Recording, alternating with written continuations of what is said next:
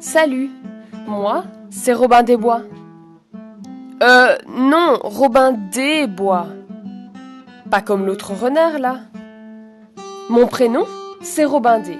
Je suis Demoiselle Bois. Je viens d'un petit village qui avait pour désavantage d'être très pauvre. Non mais, vraiment pauvre. Mais bon, le truc cool, c'est qu'il y avait plein de riches aux alentours. Moi, j'étais là pour réduire les écarts. Mais un jour, il n'y eut plus de riches et les pauvres étaient de plus en plus pauvres. Le soir, on se racontait des histoires et des légendes au coin du feu. On rêvait alors tous à propos de dragons, de fées et de trésors dans les nuages.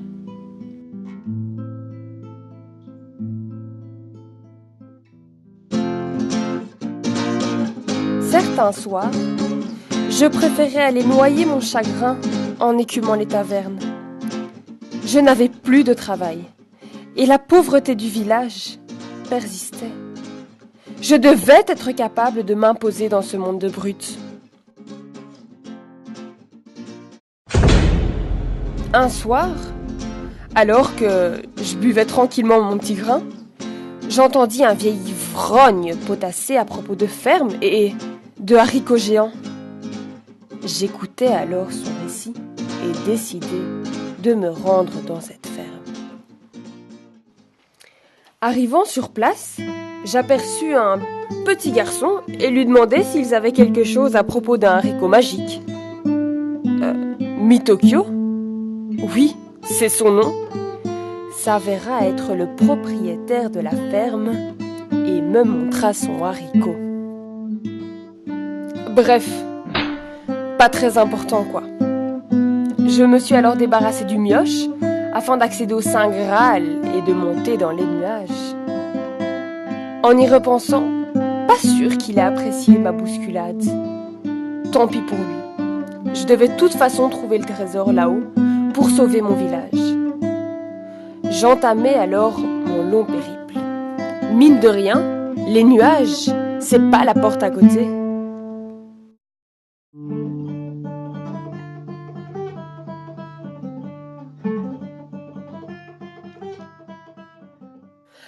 Arrivée tout en haut, non contente d'y être enfin arrivée, je me mis en route.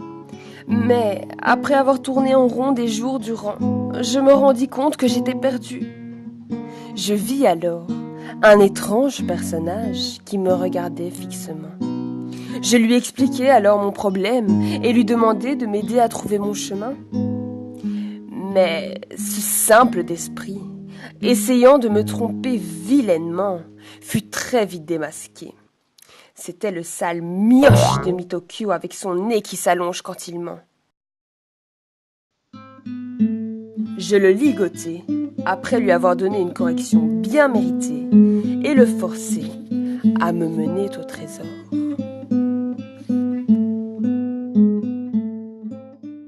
Arrivés à notre destination, nous tombâmes alors sur le grand méchant, celui que tout le monde craignait. J'ai nommé le chapeautier. Pas avec un chapeau, bien sûr, avec un pot. Poté ne semblait pas vouloir me laisser accéder à son château et à son trésor. Il me provoqua alors en duel, le malotru.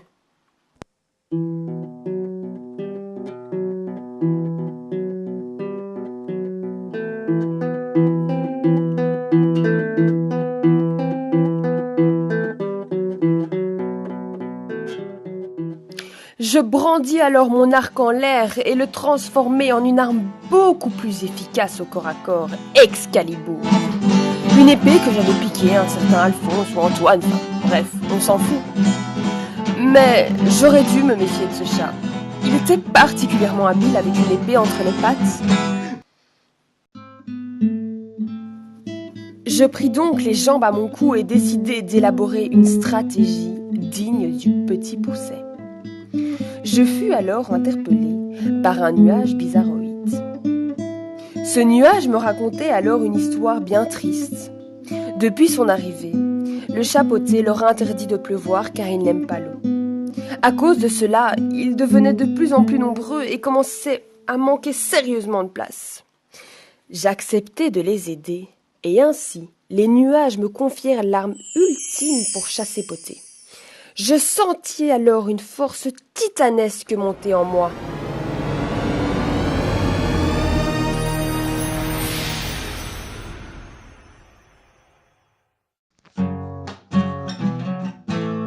Je retrouvai alors ce Minou et dégainai mon arme secrète.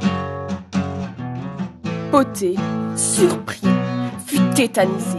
Je profitai de ce moment pour ajuster et tirer. Le chat vola et s'écrasa dans son élevage de poules qui se trouvait à côté de son château.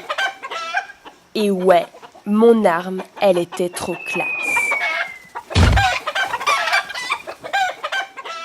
Lâche, Minou s'enfuit avec ses poules en panique. Seule une volaille était restée sur place.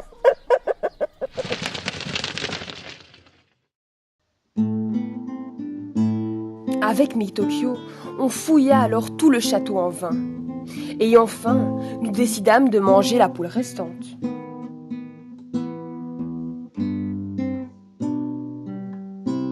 C'est alors qu'après avoir mangé la volaille, je découvris la raison pour laquelle la poule ne s'était pas enfuie.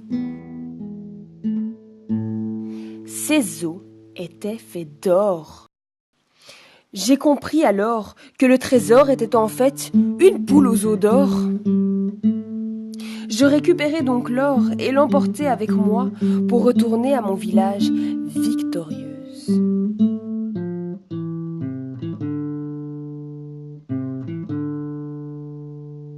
En arrivant au village, les habitants m'acclamèrent.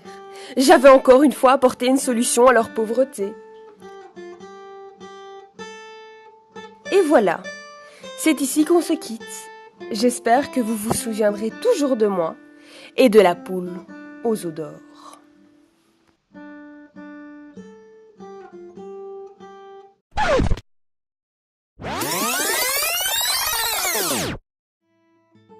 Après que Robin-D fut parti avec tous les os de la poule, j'ai cherché dans les cendres de notre feu afin de récupérer moi aussi un petit quelque chose.